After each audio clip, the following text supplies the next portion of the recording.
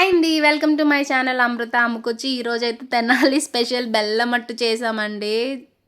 ఆహ్, అసలు నీకెలా తెలుసు అనుకుంటున్నా. మేము క్యాంప్‌లో ఉంటామని చెప్పాం కదండీ! ఆల్మోస్ట్ అన్ని ప్రాంతాల వాళ్ళు ఉంటారు.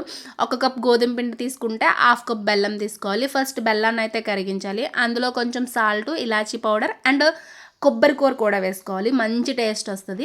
అండ్ పిండనేది కొంచెం కొంచెం వేసుకుంటూ అది మిక్స్ చేసుకోవాలి. అట్టు క్వాంటిటీలో వచ్చే వరకు. ఇదైతే మాకు తెనాలి వాళ్ళే నేర్పించారు. మా పైనున్న స్వాతి అయితే నేర్పించింది. పాన్ హీట్ ఎక్కిన తర్వాత మనం అట్టయితే వేసుకోవాలి. ఫస్ట్ అయితే చిన్నది వేసి చెక్ చేసింది వస్తుందా రాలేదా అని. ఓకే. నెక్స్ట్ ఆఫ్టర్ దట్ మేము అట్టయితే వేసుకున్నాము. పిల్లలకి కాబట్టి నెయ్యి అయితే మేము ఎక్కువ క్వాంటిటీలోనే వేసుకున్నాము. సో, పిల్లలకి ఏదో రూపంలో నెయ్యి అనేది అందాలి కదా!